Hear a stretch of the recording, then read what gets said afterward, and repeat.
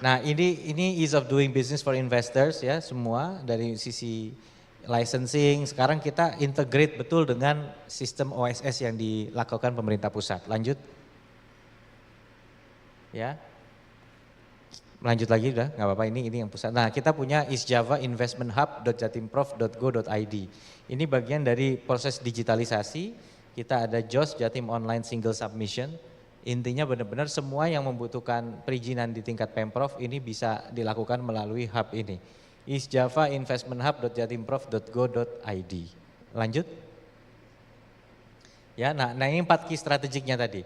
Penguatan peran Jawa Timur sebagai lead export industri manufaktur, baik melalui hilirisasi agroindustri. Saya senang sekali dulu belum lama itu ada kalau nggak salah grup Ciljedang membuat produk turunannya bikin kayak semacam umami, tapi dari umaminya itu kayak semacam penyedap rasa tapi dari bahan bakunya dari tebu apa gula. Gulanya dia datangkan dari luar, diolah terus dia bisa mengekstraksi dan untuk diekspor ke Amerika.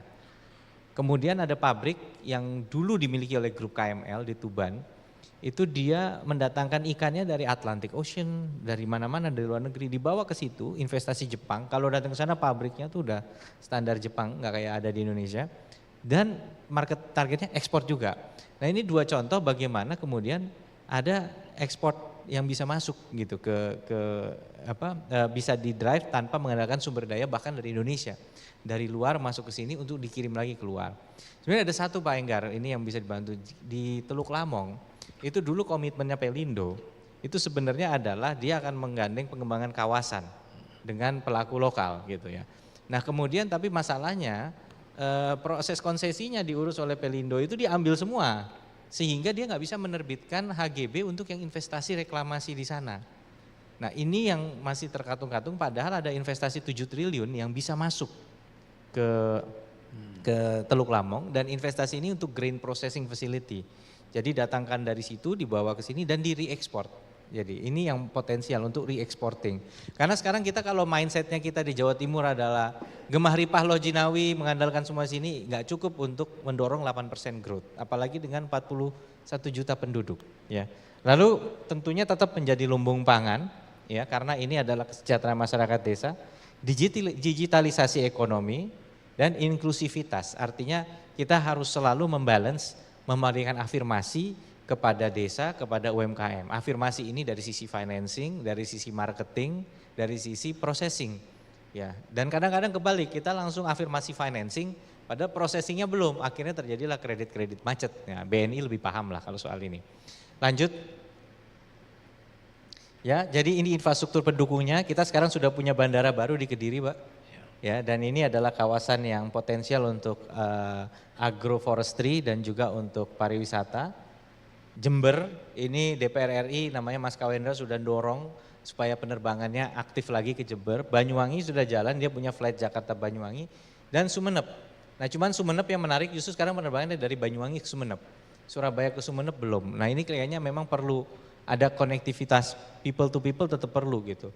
Surabaya harus kita perkuat sebagai hub sehingga katakanlah orang mau terbang 1 step lagi ke Jember atau ke Sumeneb itu gampang kira-kira. Walaupun sekarang orang ke Jember jadi jauh lebih enak karena dari exit tol Probolinggo ke Lumajang sudah lebar Pak jalannya.